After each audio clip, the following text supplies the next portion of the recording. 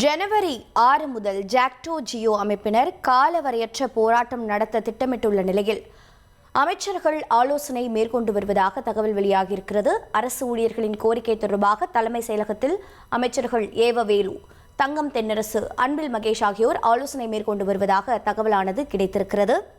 அண்மை செய்தியாக பார்க்கிறோம். அமைச்சர்களின் ஆலோசனை கூட்டத்தில் தலைமைச் செயலாளர் மற்றும் நிதித்துறை செயலாளரும் பங்கேற்றிருக்கிறார்கள். பழைய ஓய்வூதிய திட்டம் உள்ளிட்ட பல்வேறு கோரிக்கைகளை வலியுறுத்தியுள்ள ஜாக்டோ ஜியோ அமைப்பினர் ஜனவரி 6 முதல் காலவரையற்ற போராட்டம் நடத்த திட்டமிட்டுள்ள நிலையில் தற்போது இந்த ஆலோசனை நடைபெற்று வருகிறது.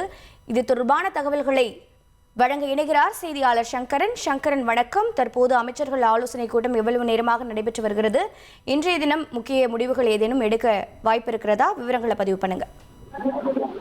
வணக்கம். ஜாக்டோ ஜியோ அமைப்பு பழைய ஓய்வூதிய திட்டம் உள்ளிட்ட கோரிக்கைகளை வலியுறுத்தி தொடர் போராட்டங்களில் ஈடுபட்டு வருகிறது. இந்த கோரிக்கைகளுக்காக வரக்கூடிய 6ஆம் தேதி முதல் காலவரையற்ற வேலைநிறுத்த போராட்டம் நடத்துவோம் என்று ஏற்கனவே அறிவித்திருக்கிறார்கள்.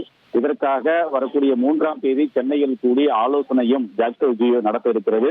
இப்படிப்பட்ட சூழலில் அரசு ஊழியர்கள், ஆசிரியர்கள் கோரிக்கை நிறைவேற்றுவது தொடர்பான ஒரு ஆலோசனை தலைமைச் செயலகத்தில் நடைபெற்று வருகிறது. அமைச்சர்கள் ஏவா வேலு, அதே போன்று நிதித்துறை அமைச்சர் மற்றும் பள்ளிக்கல்வி அமைச்சர், அதே போன்று தலைமைச் செயலாளர், நிதித்துறை செயலாளர் உள்ளிட்ட உயர் அதிகாரிகளும் இந்த ஆலோசனை கூட்டத்தில் பங்கேற்றிருக்கிறார்கள் என்ற தகவல் வெளியாகி இருக்கிறது.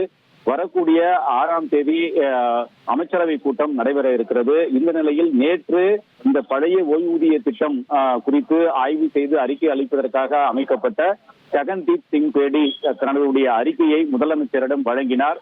இப்படிப்பட்ட சூழலில்தான் இந்த ஆலோசனை கூட்டம் நடைபெறுவது மிகவும் முக்கியத்துவம் வாய்ந்ததாக அமைந்திருக்கிறது.